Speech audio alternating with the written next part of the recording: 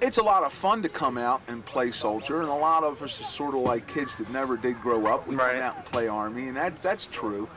But for the most part, that fun part is the minor part of why we're here. We're here to really bring history to life for people. Show people what it was like to live, exist, and be soldiers.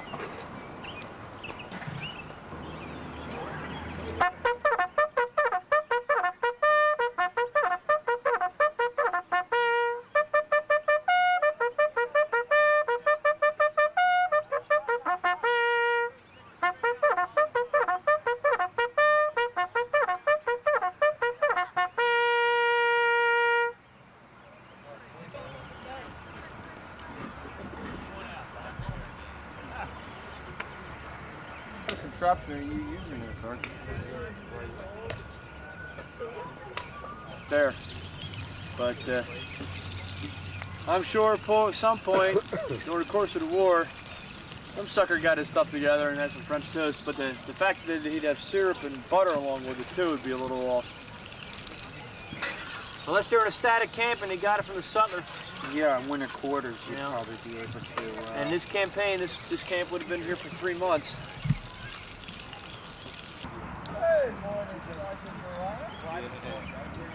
And a fine morning it is.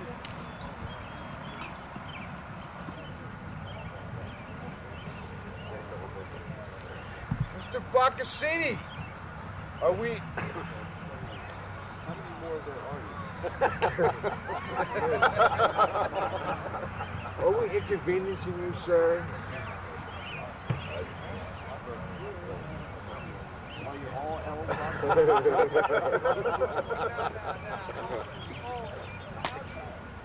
Sergeant, I don't have to stay with these riffraff.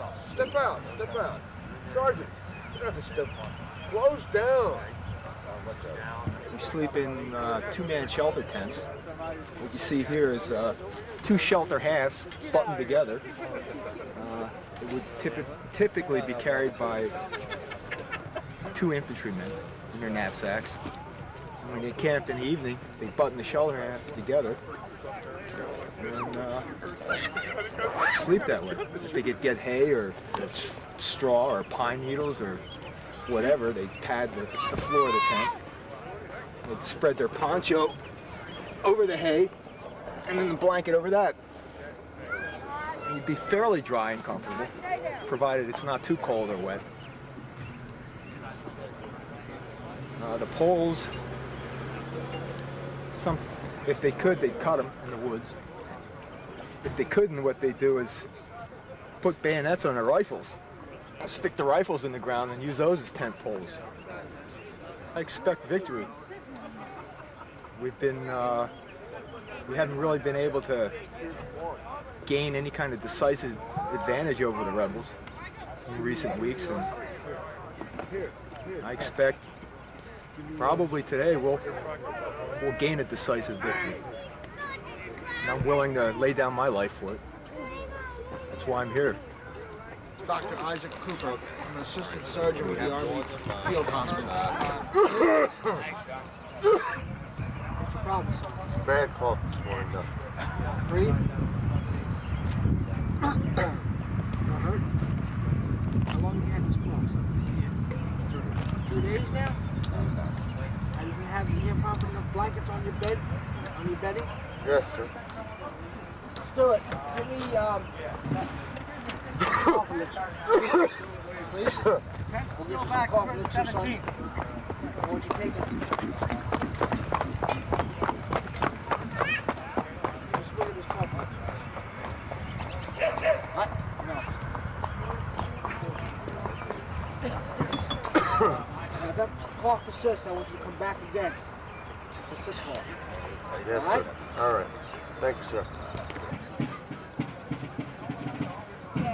Hi, I'm Mary Masterpeter. I live in Virginia, and right now I'm sitting in the civilian camp, which is separate from the military camp. The military camp is across the street, and only the soldiers are allowed in the military street. No lady would walk down a military street. It's not proper, and it's not done in Over here in the civilian camp is where all the women and children stay, and over here we would cook for them. We will do laundry, bake, sell chickens, make pies. Well, good morning. My name's Miss Betty Mahoney. I'm married here to my husband, Mr. Peter Mahoney. He's a big Union soldier. I'm from the South, you know. He met me one time in Union County, Georgia. When I was over here, I fixed him some fritters so good that he married me. I thought it was better marrying a Union man. They make $13 a month. This here's Miss Jenny. She's for fixing the chicken. That's what we're going to be serving these troops here tonight. I hate to tell you where we got them. I think we did get them from some local farmers down the road. We've been stewing them up. Haven't had meat in about, how long has it been, Miss Janet, since they've had meat? Weeks. So it sure does look and smell good to have something fresh. You know, usually the men eat hardtack. Out in the road, we have to eat what's on because we have just no way of getting the supply lines to them. Later, you can give us some hints on how to make some southern fried chicken. Southern fried? Oh, you can tell the Union ladies don't like me too much because of my Southern heritage. They just don't seem to understand that some of us never did have a slave. I always longed for one so that I wouldn't have to bend over here cooking like I do here.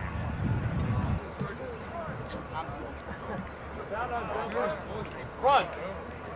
Right, right.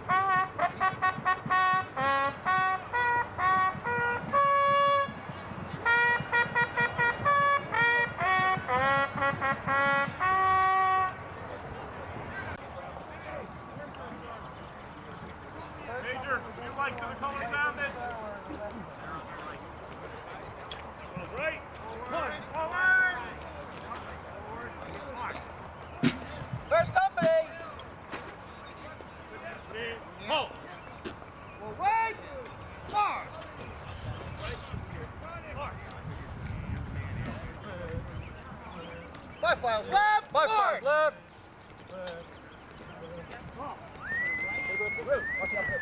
Ready? Halt. Mark time, march!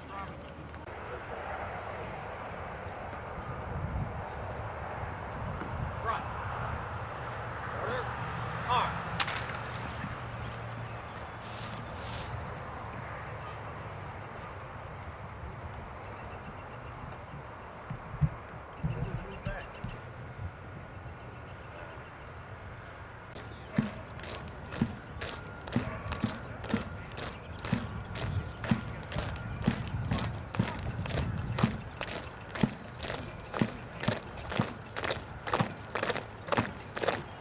Right? March!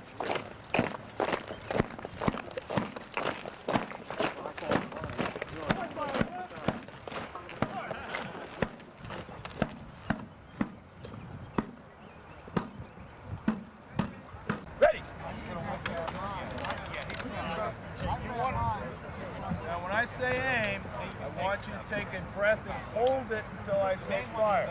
I want you to be tense. Trigger fingers ready, and fire, bam. Spring it one time. Aim! Fire!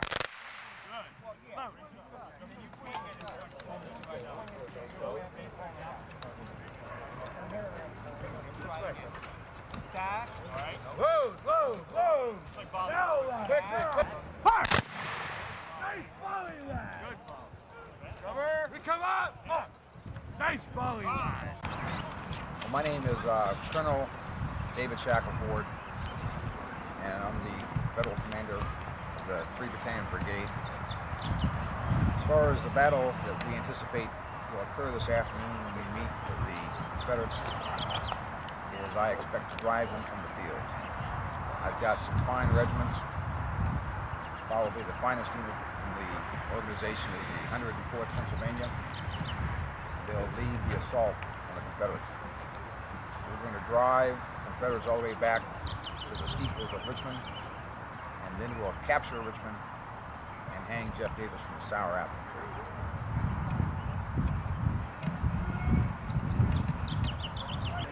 I'm Lieutenant Colonel Scott Washburn, commanding the 1st Battalion of the Federal Forces here. It is composed of 6 companies, approximately 200 men total, and being the 1st Battalion, we will most likely be on the right wing of the Union Army today, holding the right flank.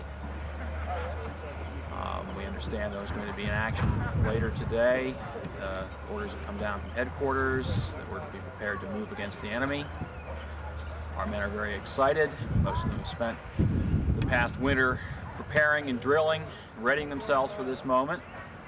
Even though most of my men have never seen combat, I am confident that they will carry themselves with great dignity and that we shall rout the enemy utterly, and I expect we'll be in Richmond in a day or 2.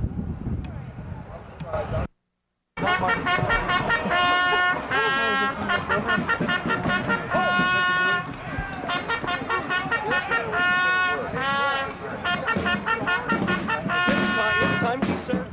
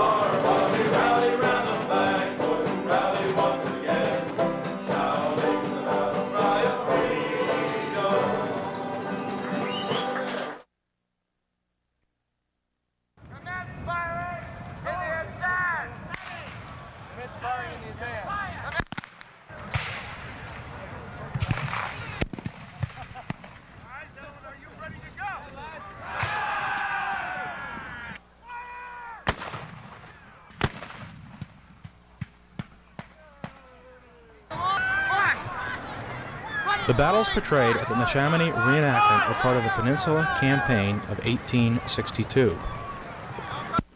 The sponsors decided that it would be best to represent local regiments on the Federal side at these battles.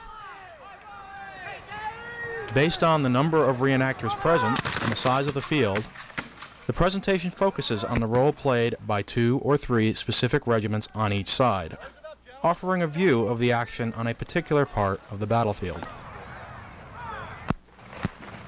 The recreation of the Battle of Fair Oaks, also called the Battle of Seven Pines, followed the actions of the 104th Pennsylvania, 3rd Michigan, and 37th New York regiments on the Federal side, and the 17th and 14th Virginia regiments on the Confederate side.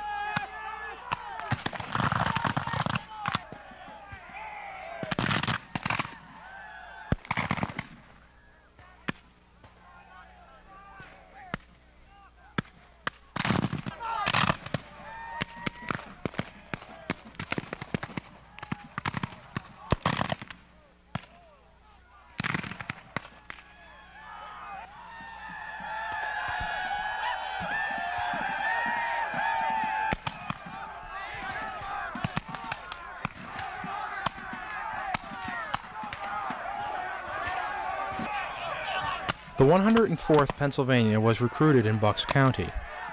These men were to bear the brunt of an attack spearheaded by 3 Confederate divisions, of which the 24th Virginia took a prominent role. Proceeds from the reenactment will be used to help restore the monument to the men of the 104th Pennsylvania. Supported only by the 1st New York Light Artillery, the 104th lost over 55% of its numbers in a seesaw battle that nearly cost the regiment its colors. The flag, in an act that was to win Color Sergeant Hiram Purcell the Congressional Medal of Honor, was saved.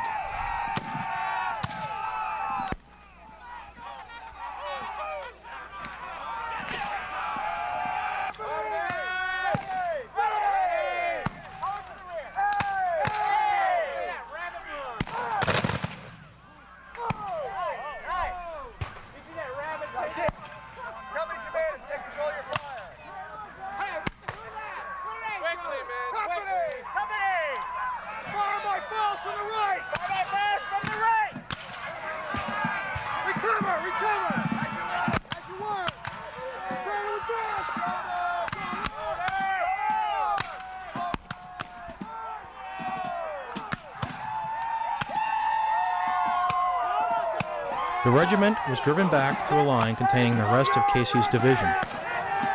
When this line was broken, the regiments of the division retreated to what was to be their final line of defense.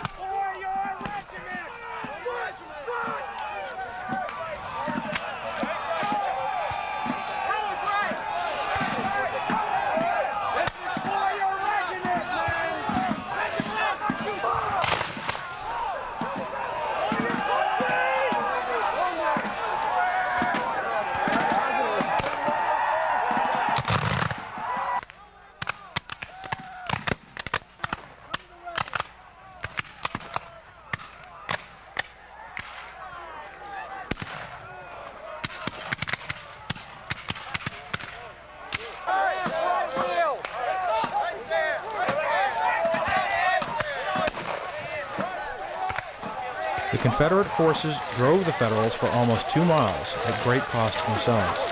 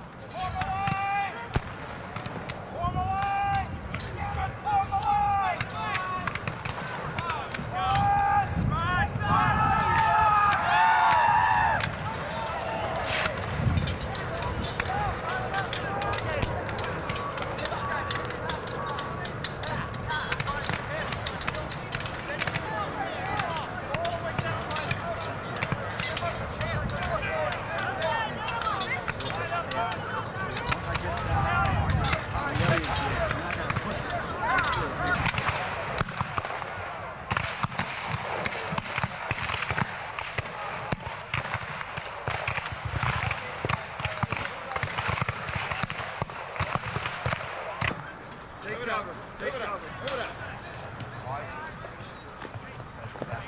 No further than the road. Oh, you're pushing it, boys. You're pushing it.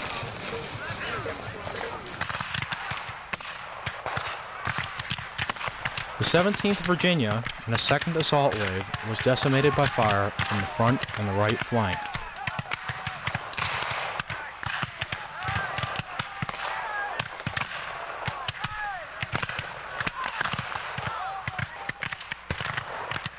The 3rd Michigan was part of this flank attack, led by Phil Kearney.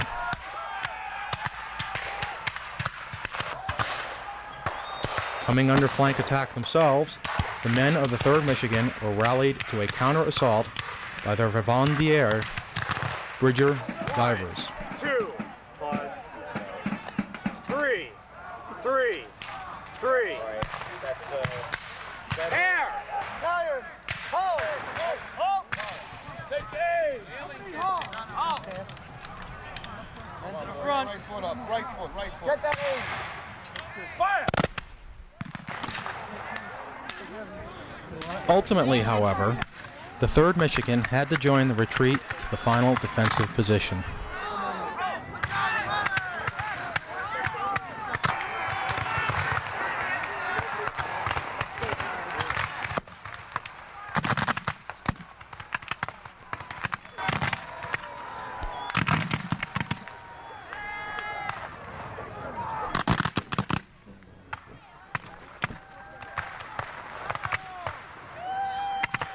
The battle ended with the Confederate attack grinding to a halt after encountering heavy casualties, which included their Army commander, Joe Johnston.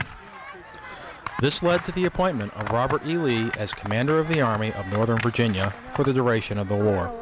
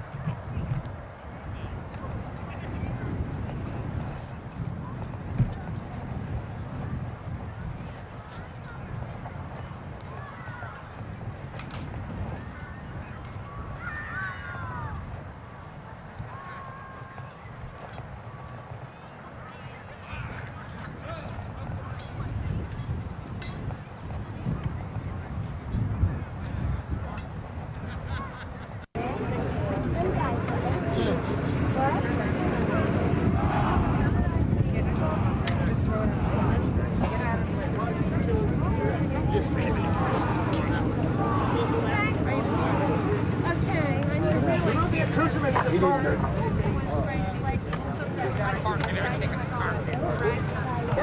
it out, pull it out. Ligation, I gotta try it harder here. I know. Write them all tight. You were very affectionate. Thank you. Thank you for it. The realism was great. Oh. It's kind of hard for me, you know. I just witnessed one of the most horrible scenes in my life. My friend I've grown up with ever since I was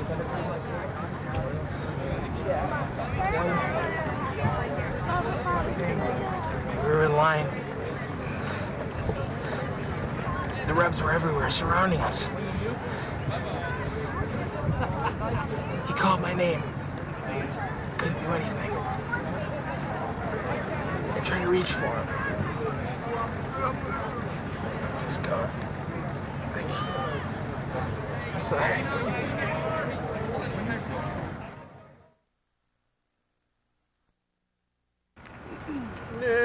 Nearer, my God, to thee, nearer to thee, e'en though it be a cross that raiseth me, still my song shall be, nearer, my God, to thee, nearer, my God, to thee, nearer to thee.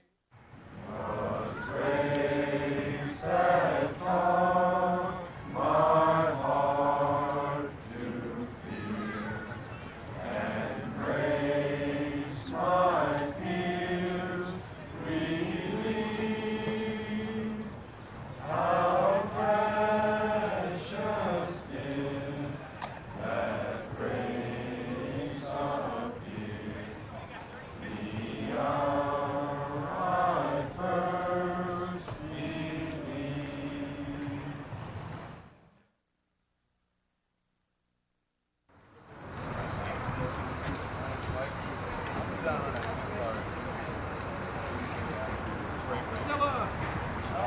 Keepers, and I portray a sutler, which is a 19th century merchant.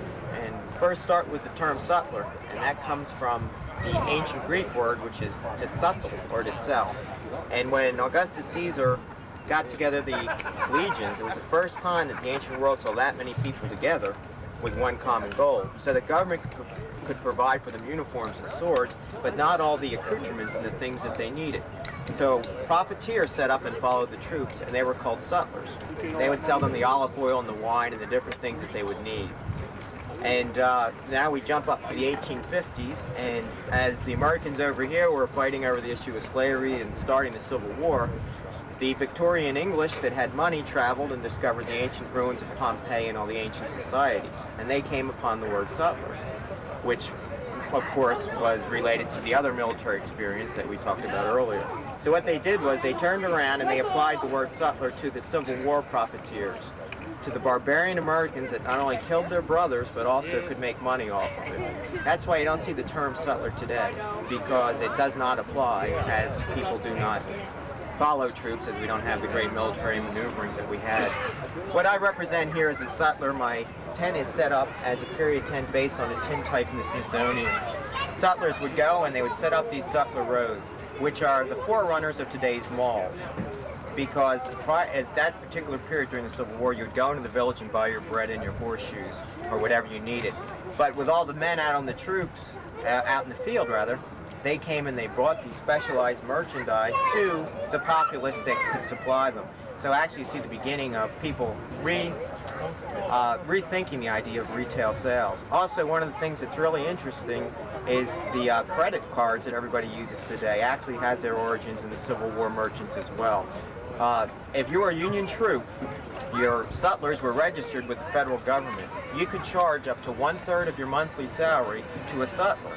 and then when you were paid, you would turn around and pay off the sutler. So you see the first time since the Revolution, the federal government intervening in the trade and the commerce department, and actually sanctifying the RCA, which is the retail charge agreement. So the sutlers provided a lot of services to the troops, and also the government regulated their pricing because they would go ahead into farms and buy up all the apples and then sell apples and eggs for sometime $2 and $3 and $4 and $5 a piece, which was equivalent to about $150 a unit.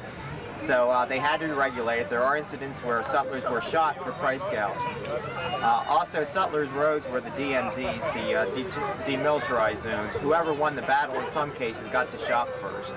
And they served both sides. And like I say, they were profiteers, and they did make money on the war. They also did a lot of misrepresentation. This is period packaging. We copied this from the Mercer Museum.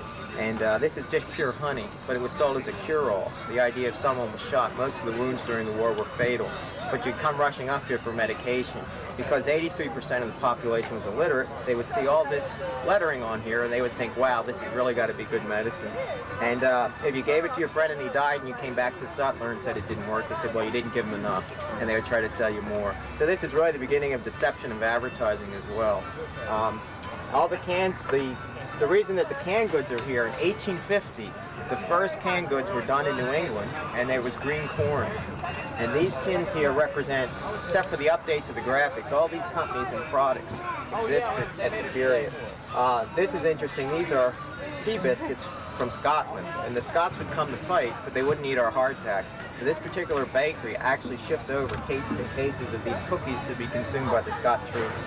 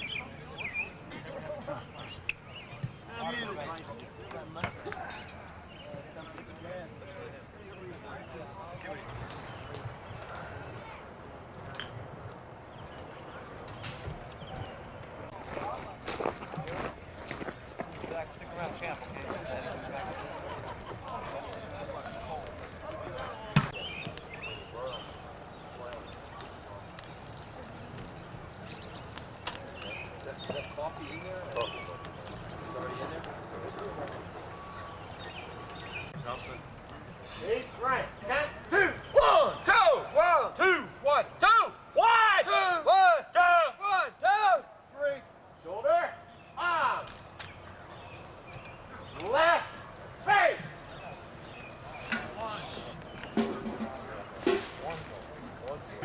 Why you stand out in the rain all the time, but he's not?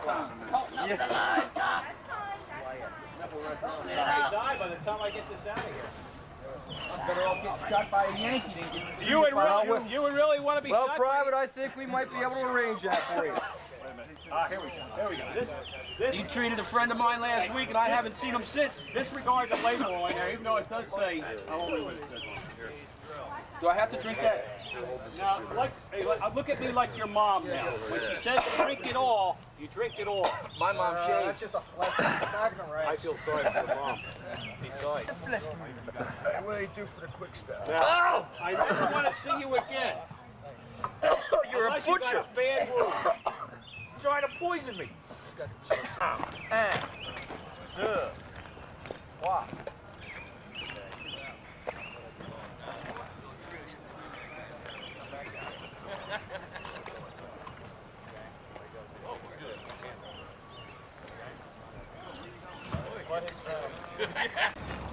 Huzzah!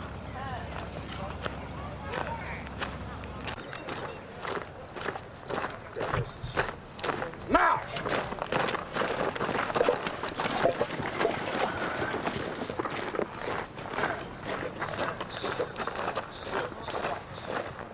What we have here is an early model 1861 Harry, or number 1 Harry.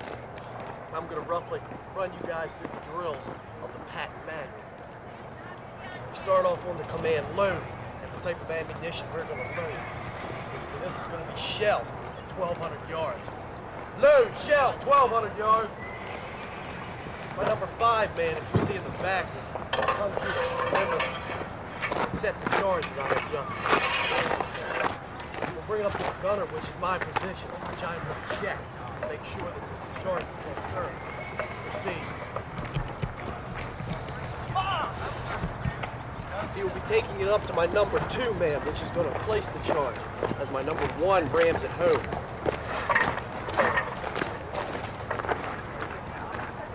The gun will then be sighted by the gunner, which he will give directions on which way he wants to trail.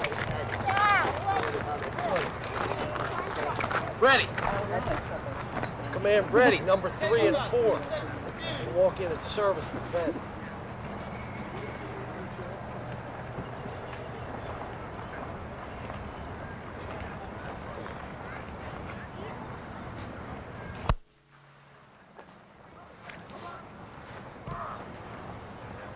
That is your basic firing procedure of the 1861 Parrot. My name is Gary McKinney. I'm from Virginia.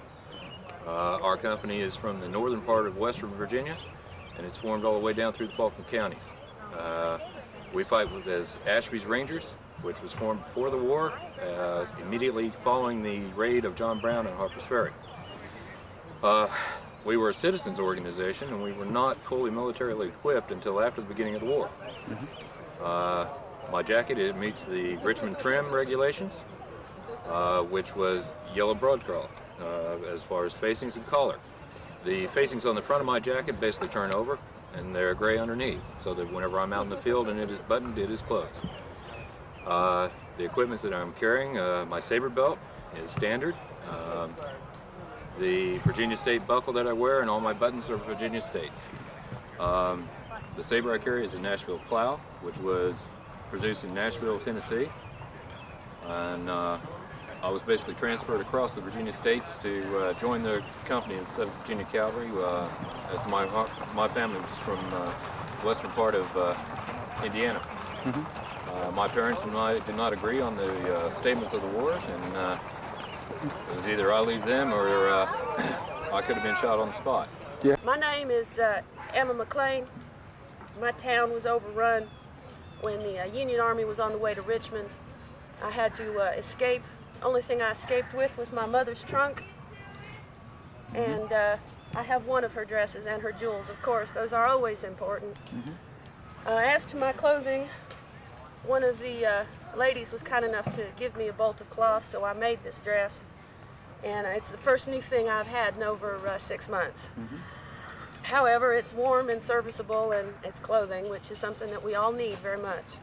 General of the Army, working as the adjutant for the commanding officer of the forces here at the event, and it was my duty to make sure that all orders are transmitted to all the commanders from the commanding officer, that all reports come in to me that need to, as far as casualty reports, morning reports from the battalion, and so forth and so on. I was basically your military paper shuffle. Okay. I'd say the terrain around Gaines Mill is a lot wetter than it is around Fair Oaks. With the mill and everything around, obviously Gaines Mill, there are a lot more marshy, swampy areas. How would the marsh affect the way you conduct a battle? It'll hamper our artillery a whole lot, being that the caissons and the carriages won't be able to get pulled through except on dry ground on very few roads and bridges. And from what I understand, as the federal troops are falling back, these bridges are being burned. This mess chest. This is a copy of General Lee's mess chest, called the French mess chest, which had tin plates and pots and pans in it. The table, which was right here. This is a copy of a handmade table that he had. They used a treetop for the bottom of it. And all this is in the Museum of the Confederacy. No, we have been brought the picture, and I was informed that there's spelling on Here it is. Have a breath. Did you also notify? Away! Away! What?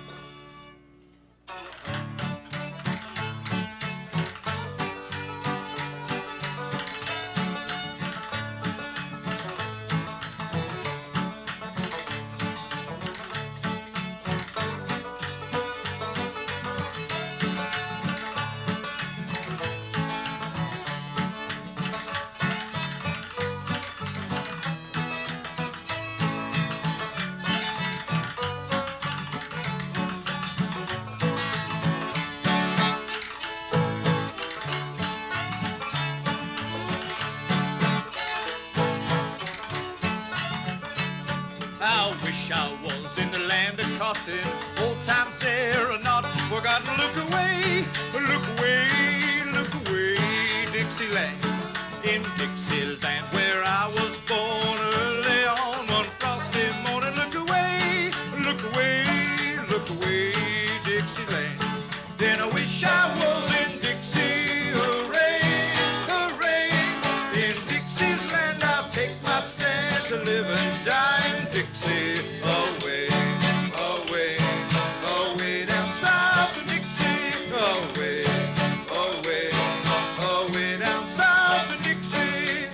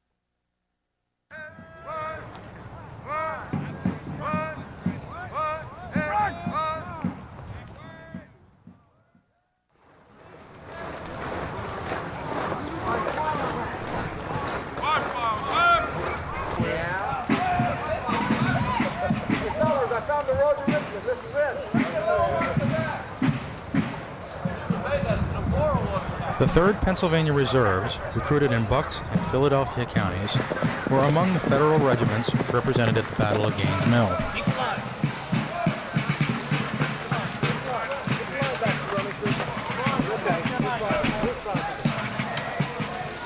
Go through. 3-4, on me, 3-4.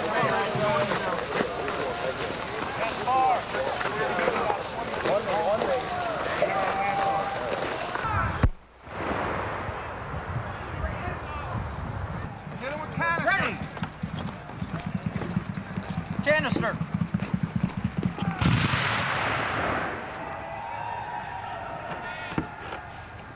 Fire!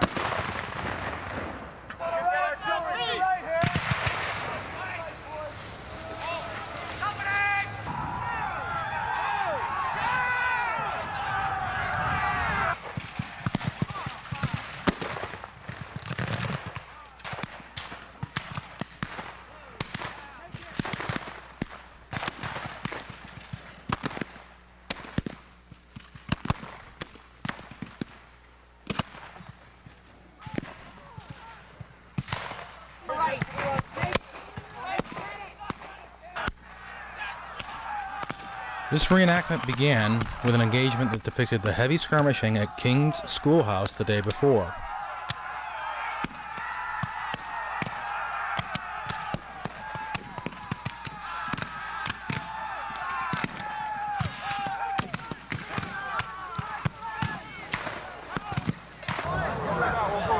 Although the Union got within 4 miles of Richmond, General McClellan began his celebrated change of base the same night.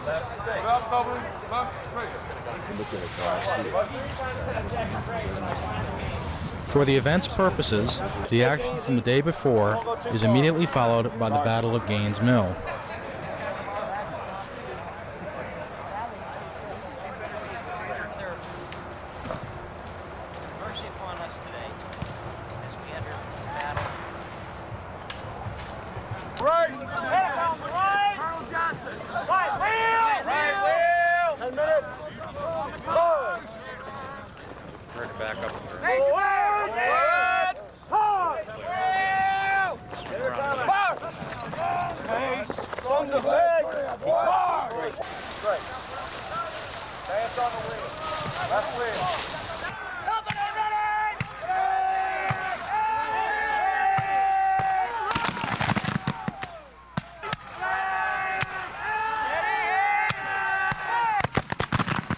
The parts of the battle that are depicted are those that are borne by the 3rd New Jersey, 3rd Pennsylvania Reserves, and 4th Michigan.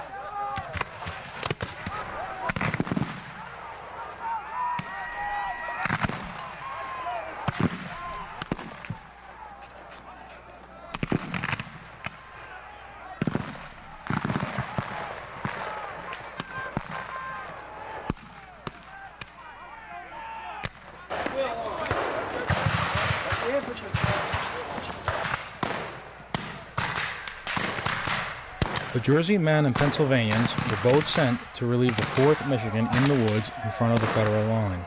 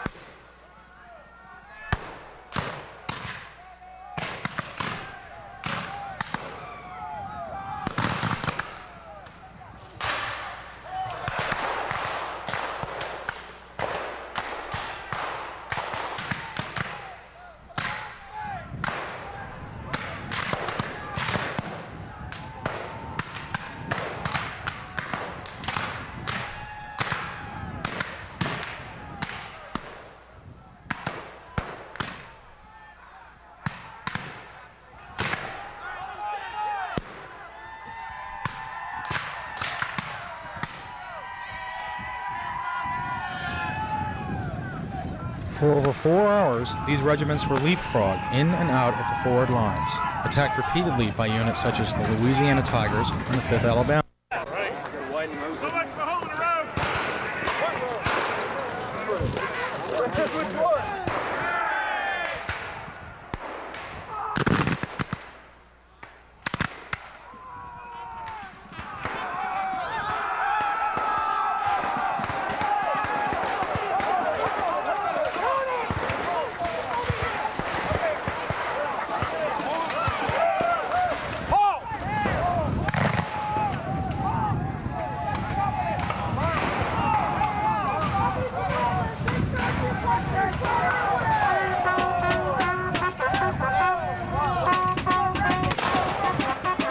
As the Confederates met with each repulse, new troops were thrown into the attack, mingling with those already in action.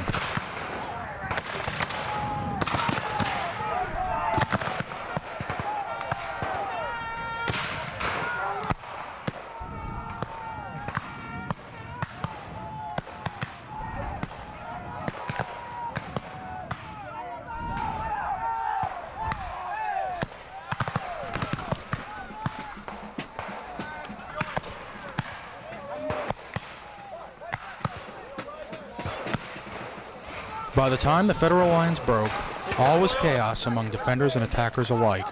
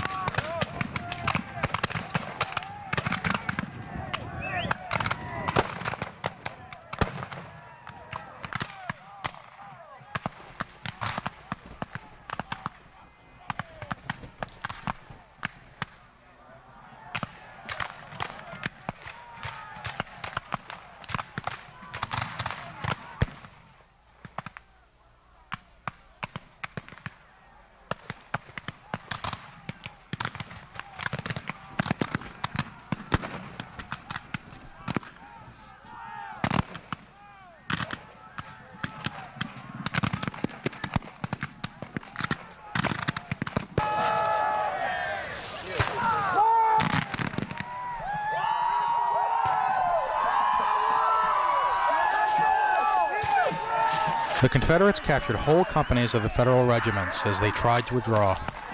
Spratt's 1st Rhode Island Battery is left to the enemy as the Confederates make a final, all-out attack on this sector.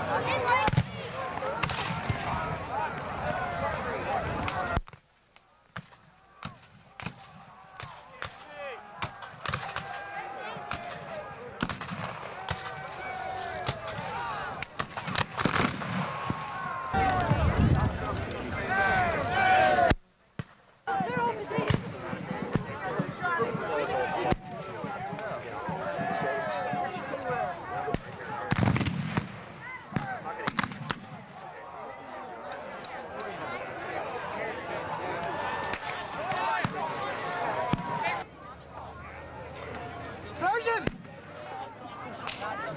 Please help him, he's my brother!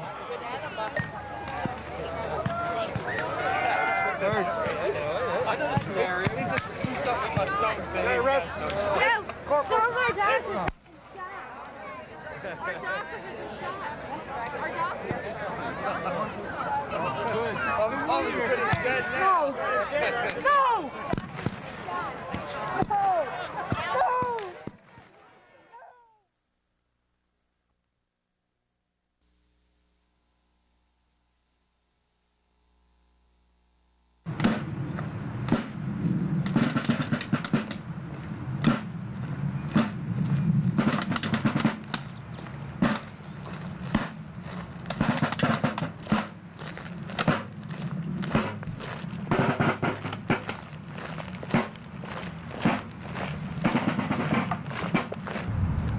Attention, company. Shoulder, arm.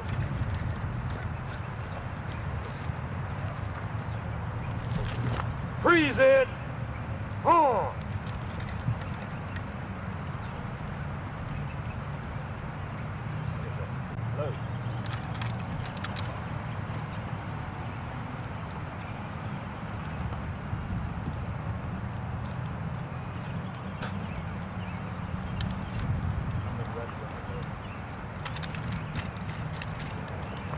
Ready? Aim. Fire.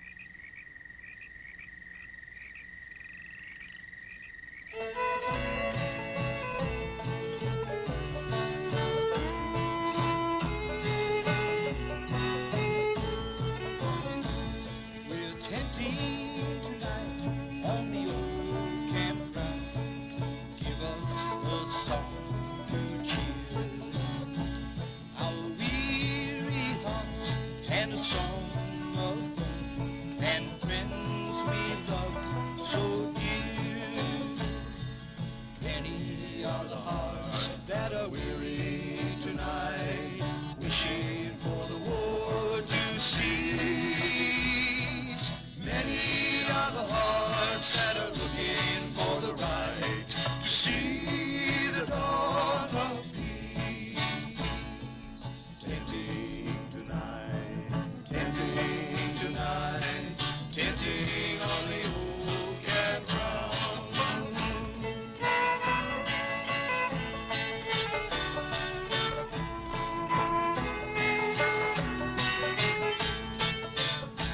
We've been tenting tonight on the old campground, thinking of days gone by, of the loved ones at home that gave us the hand and the cheer that said goodbye. Many are the hearts that are weary tonight, wishing for the war to cease. Many are the hearts that are looking for the right to see the dawn of peace. Tenting tonight, tenting tonight, tenting on the old campground.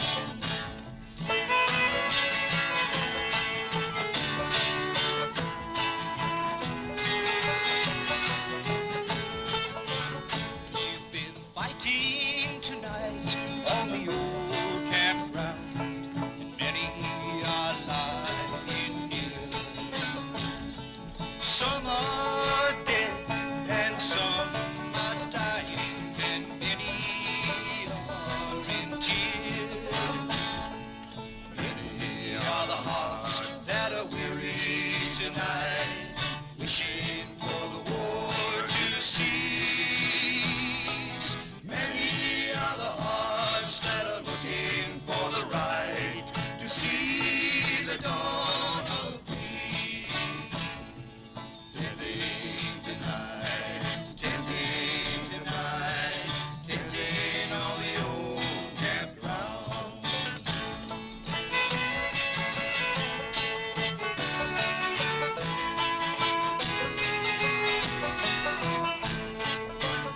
We are tired of war on the old campground. Many are dead and gone. Of the brave and the true left their homes, others wounded long ago.